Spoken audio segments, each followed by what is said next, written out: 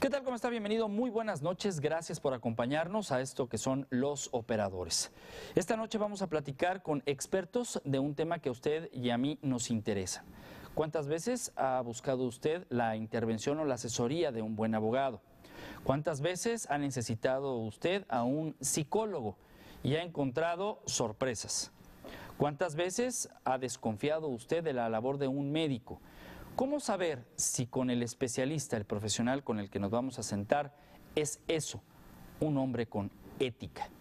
Esta noche quiero agradecerle al maestro Rolando Gutiérrez Whitman, presidente de la Academia de Filosofía de Derecho de la División de Estudios Jurídicos de la Universidad de Guadalajara, que nos acompaña esta noche. Bienvenido. Ramiro, muy buenas noches. Gracias por la invitación. Al doctor Sergio Blas Jasso, investigador de la Universidad de Guadalajara y docente de la Universidad del Valle de Atemajac. Gracias por acompañarnos. Muy buenas noches. Gracias, Ramiro, por la invitación. Y al doctor Sergio Godínez Gutiérrez, subcomisionado médico de la Camejal. Gracias por acompañarnos, doctor. Bienvenido. Con mucho gusto y gracias por la invitación. Bueno, es que los dos son Sergios, entonces de repente ahí. Bueno, primero que nada, ¿cómo entender la ética en tiempos modernos? ¿Cómo entender que hay universidades patito, universidades serias? ¿Y cómo conocer que los egresados realmente van a cumplir con un juramento que hacen? El de Hipócrates en la medicina y el juramento que hacen ante la universidad y ante la profesión, en el caso de los abogados y los psicólogos. ¿Quién quiere comenzar? Pues yo creo que cuando hablamos de ética, forzosamente nos tenemos que remitir al concepto de la ideología. La ideología está totalmente ligada a la ética. Y el concepto de ideología, ¿qué vendría a ser? Según Adolfo Sánchez Vázquez, en un libro que se llama Textos de Estética y Teoría del Arte, da una definición que me gusta. Él dice: la ideología es la forma de pensar de una persona de acuerdo a su tiempo y a su clase. ¿Qué quiere decir esto? Que si la formación científica no está respaldada por un concepto ideológico de ética, desafortunadamente se puede convertir la persona en una persona perversa.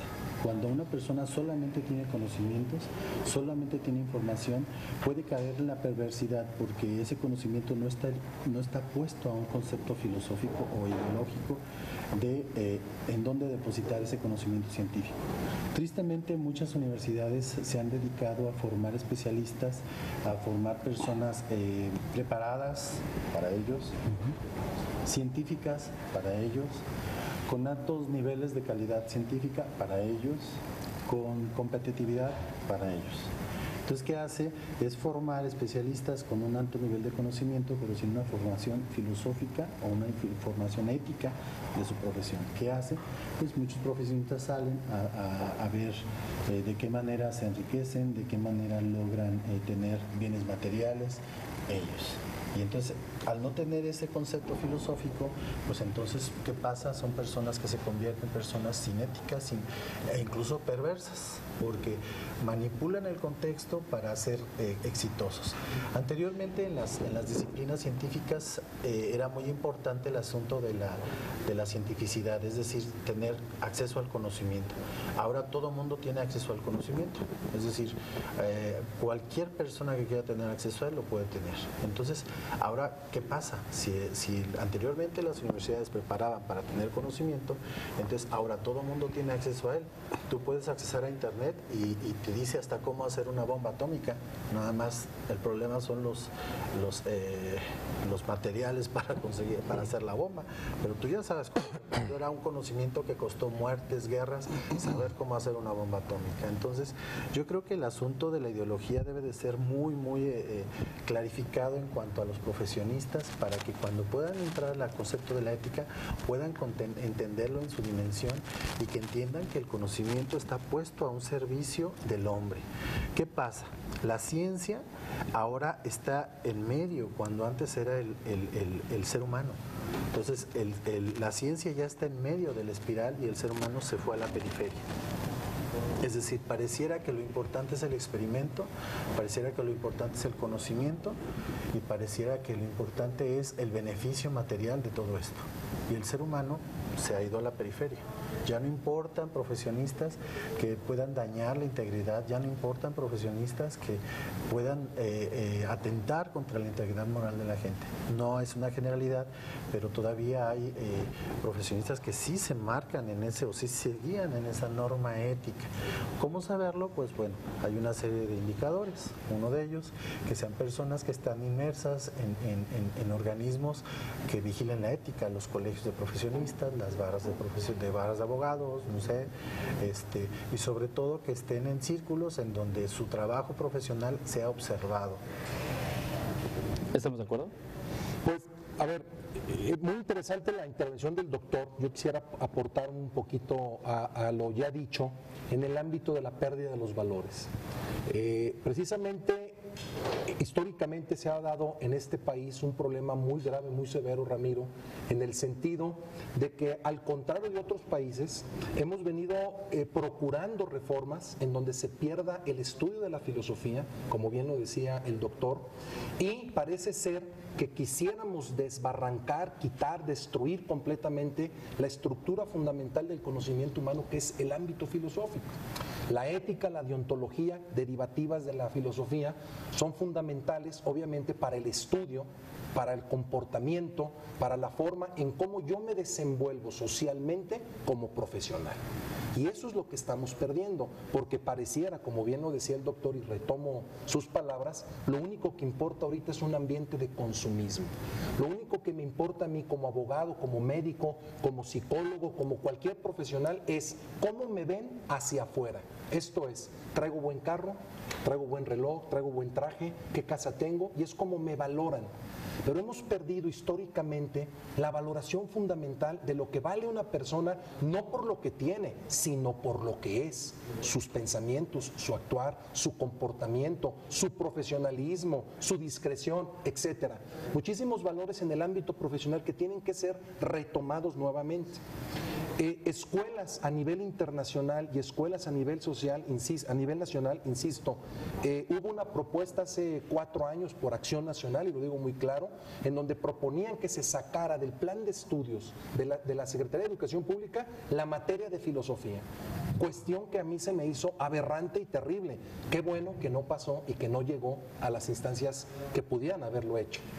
Hoy tenemos filosofía en una materia importantísima, la tenemos escuetamente en preparatoria, y en el caso de la Facultad de Derecho, la División de Estudios Jurídicos, tenemos afortunadamente filosofía 1 y filosofía 2 en materia de derecho, pero es importante ampliar el esquema valorativo en el ámbito de la ética y de la deontología, porque si no inculcamos a los futuros profesionales en el ámbito que yo me manejo del derecho, ¿qué son los valores para tratar a tu cliente y a la sociedad en general, y más cuando acudo a un cargo de elección pública o a un puesto público, que yo tenga la capacidad y los valores bien cimentados para actuar adecuadamente?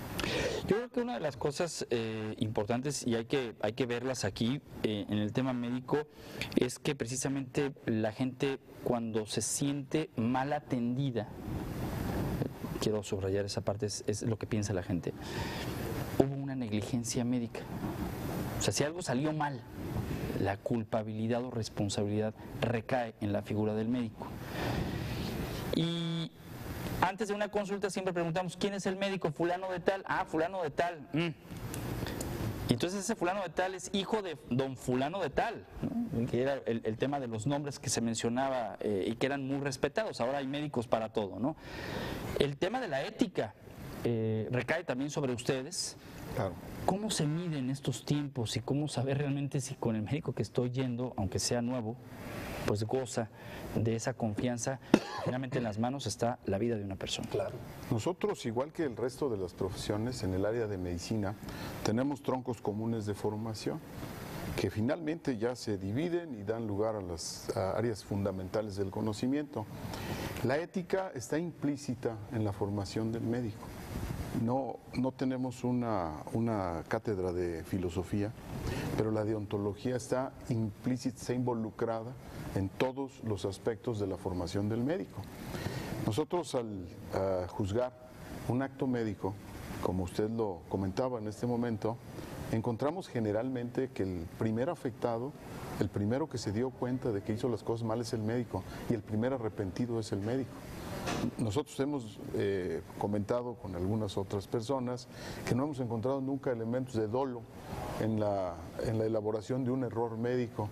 Hemos encontrado error porque la medicina la practican seres humanos y porque la van a seguir practicando seres humanos y porque el error se puede presentar aún en las mejores condiciones de destreza profesional, se puede presentar. Entonces, la carrera basa su desarrollo profesional en el juramento hipocrático, que alguna gente no cree que haya hecho Hipócrates, por cierto, y que se ha revisado varias veces en el transcurso de la historia.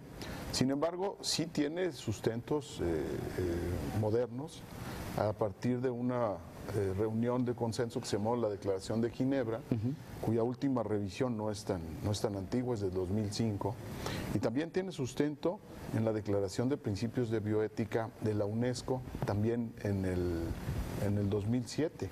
Entonces, no son elementos que sean ajenos a la modernidad, están modernizados incluso y se siguen basando en valores humanos, en respeto a la dignidad humana, en respeto al ser humano por el hecho de ser humano, en la confidencialidad. Y nosotros, al juzgar un evento médico desafortunado, tenemos la obligación como institución también de tener imparcialidad, confidencialidad y eventualmente llegar a un arreglo que se llama composición amigable entre las dos partes en conflicto. Yo le estaba comentando con el licenciado antes del programa, al no encontrar dolo, nosotros lo que pretendemos es encontrar puntos de acuerdo entre las dos partes. Cuando se encuentra dolo, la Comisión de Arbitraje Médico no interviene. Cuando identifica un delito, da orientación a la persona que fue afectada para que vaya a otra instancia donde sí pueden ser punitivos. Nosotros somos conciliadores, nosotros somos gente que tendría la capacidad para identificar un evento desafortunado para las dos partes, encontrar elementos de mutuo acuerdo y llegar a una amigable composición. Ese es nuestro valor fundamental, la conciliación. Ahora, en el devenir del trabajo de la Comisión de Arbitraje Médico de Jalisco, sí encontramos una serie de actitudes equivocadas. No todo el gremio médico es impecable, eso lo tenemos que reconocer de primera intención, pero tampoco todas las denuncias que llegan por parte de los usuarios son impecables. En algunos casos son denuncias tan fuertemente contaminadas por el elemento económico. Entonces nosotros tendremos que tener la capacidad para identificar esos elementos en el conflicto médico. En relación a la ética, nosotros la tenemos implícita. Los valores éticos no pueden estar ajenos a la medicina. La medicina finalmente probablemente es la disciplina profesional que más en cuenta toma la bioética. Vamos a hacer una pausa y al regresar vamos a seguir platicando acerca de la ética. Está con nosotros un psicólogo, un abogado y un médico.